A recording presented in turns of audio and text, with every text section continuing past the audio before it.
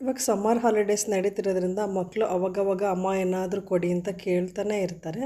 ಪ್ರತಿ ಸಲನೂ ನಾವು ಸ್ನ್ಯಾಕ್ಸು ಕುರ್ಕುರೆ ಆ ಥರ ಹೊರಗಡೆ ತಿಂಡಿ ಅಥವಾ ಮನೇಲಿ ಕರೆದಿರೋ ತಿಂಡಿನ ಕೊಡೋ ಬದಲು ಮನೆಯಲ್ಲೇ ಇರುವಂತಹ ಟೊಮೊಟೊ ಹಣ್ಣಿಂದ ಇದೊಂದು ಚಿಕ್ಕ ರೆಸಿಪಿ ಮಾಡ್ಕೊಳ್ಳಿ, ತುಂಬಾ ಚೆನ್ನಾಗಿರುತ್ತೆ. ನಾನು ಇಲ್ಲಿ 2 ಬಾದಾಮಿ ಟೊಮೊಟೊನ ಹೆಚ್ಚಿ ಸೇರಿಸ್ಕೊಂಡಿದ್ದೀನಿ.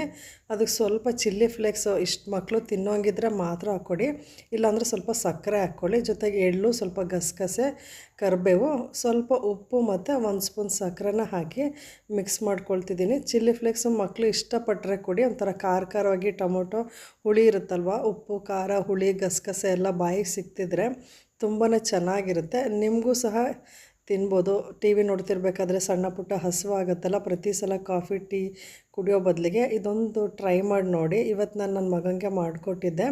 ನಿಮ್ಮ ಮಕ್ಕಳಿಗೂ ಇಷ್ಟ ಆಗುತ್ತಂತ ಒಂದು ಸಲ ಟ್ರೈ ಮಾಡಿ ನೋಡಿ. ಈ ಚಿಕ್ಕ ರೆಸಿಪಿ ಇಷ್ಟ ಆದರೆ ಲೈಕ್ ಮಾಡಿ, ಶೇರ್ ಮಾಡಿ.